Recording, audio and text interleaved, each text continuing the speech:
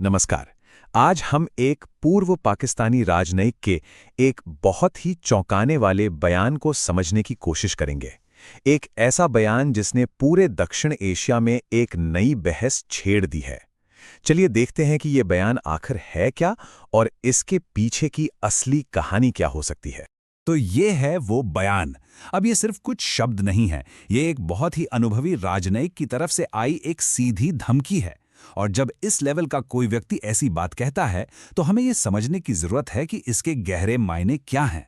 तो सवाल यही उठता है कि क्या ये सिर्फ एक गीदड़ भभकी है या फिर इसके पीछे एक बहुत ही सोची समझी और खतरनाक प्लानिंग का हिस्सा छिपा है। चलिए इसकी तह तक चलते हैं। सबसे पहले ये समझना जरूरी है कि ये धमकी आखिर आई कहां से और इसे देने वाले व्यक्ति का कद क्या है, क्योंकि जियोपॉलिटिक्स में ये बहुत मायने रखता है कि कौन क्या कह रहा है। तो ये हैं अब्दुल बासित। और देखिए, ये कोई छोटे मोटे अधिकारी नहीं हैं।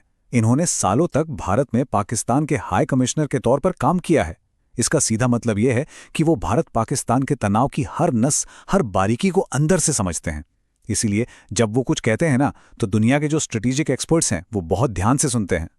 अब सबसे दिलचस्प बात यह है कि जिस रणनीति की तरफ बासित इशारा कर रहे हैं वो असल में पाकिस्तान की अपनी नहीं है। ऐसा लगता है कि इसका आइडिया कहीं और से लिया गया है। चलिए देखते हैं कि वो देश कौन सा है। इस तरह की सोच की जो जड़ें हैं ना, वो ईरान में है। हुआ ये कि साल 2003 में जब अमेरिका ने बड़ी आसानी से सद्दाम हुसैन के इराक पर कब्जा कर लिया, तो ईरान को ये डर सताने लगा कि अगला नंबर उनका हो सकता है। और इसी डर ने उन्हें अपने बचाव के लिए एक बिल्कुल नई और अनोखी स्ट्रैटेजी बनाने पर मजबूर कर दिया। यहां देख सकते हैं कि कैसे एक घटना दूसरी को जन्म देती है। इराक पर अमेरिकी हमला ईरान के लिए एक तरह से वेकअप कॉल था। इसने उन्हें अपनी पूरी डिफेंस पॉलिसी बदलने पर मजबूर कर दिया। और अब इतने सालों बाद पाकिस्तान उसी ईरानी प्लेबुक से सबक लेता हुआ दिख रहा है। ये एक काफी खतरनाक पैटर्न है जो पूरे रीजन की सिक्योरिटी को बदल सकता है। तो इस ईरानी रणनीति का एक नाम है, इसे कहते हैं कॉस्ट इम्पोजिंग स्ट्रैटेजी। इसका सीधा सा मतलब यह है कि अगर कोई अपने असली दुश्मन पर, मान लीजिए अमेरिका पर, सीधे हमला नहीं कर सकता क्योंकि वो बहुत ज्यादा ताकतवर है, तो वो उस लड़ाई की कीमत को बढ़ा देता है। कैसे? हमला सीधे दुश्मन पर नहीं बल्कि उसके सबसे कीमती दोस्तों और उसके इकोनॉमिक इंटरेस्ट्स पर किया जाता है, ताकि दर्द उसे भी महसूस हो। इसे ऐसे समझते हैं, आपका मेन दुश्मन आपसे हजारों मील दूर बैठा है, आप उस तक पहुंच नहीं सकते। तो क्या किया जाए? उसके उस सहयोगी को निशाना बनाया जाए जो पड़ोस में है। उसके व्यापार पर, उसके शहरों पर, उसकी इकोनॉमी पर हमला किया जाए। मकसद ये है कि उस सहयोगी को इतना दर्द हो कि वो अपने बड़े दोस्त यानी आपके मेन दुश्मन के पास जाकर कहे कि भाई ये लड़ाई बंद करो, हमें बहुत ज्यादा नुकसान हो रहा है। ईरानी रणनीति का एक और जरूरी हिस्सा है मोज़ेक डिफेंस। ये एक बहुत ही चालाक तरीका है। इसमें सेना को एक सेंट्रल कमांड के नीचे रखने के बजाय छोटे छोटे आज़ाद ग्रुप्स में बांट दिया जाता है।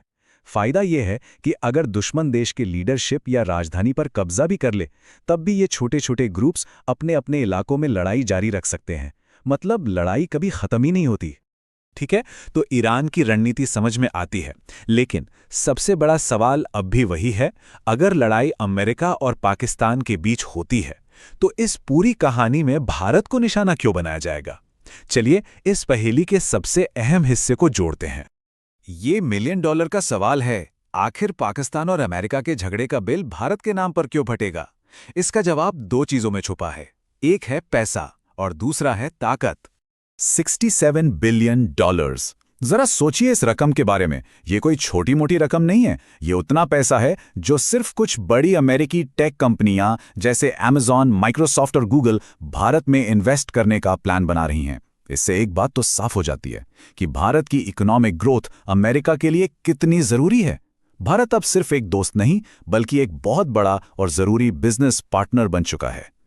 और ये सिर्फ पैसे की बात नहीं है। भारत में अमेरिका के बड़े बड़े टेक और डेटा सेंटर्स हैं। इजराइल यहां एक डिफेंस कॉरिडोर बना रहा है। पॉलिटिकल लेवल पर भी भारत इस पूरे रीजन में अमेरिका का एक अहम स्ट्रेटेजिक पार्टनर है। इन सभी वजहों से भारत पर किया गया कोई भी हमला सीधे तौर पर अमेरिका और उसके सहयोगियों के हितों पर हमला माना जाएगा। और यही बात भारत को एक हाई वैल्यू टारगेट बनाती है। तो जब खतरा इतना बड़ा और सीधा है, तो इसके जवाब में भारत क्या कर रहा है? क्या भारत चुप बैठा है? जी नहीं। आइए भारत के संभावित जवाब पर एक नजर डालते हैं। भारत के प्रधानमंत्री का ये बयान देश के इरादे को साफ दिखाता है।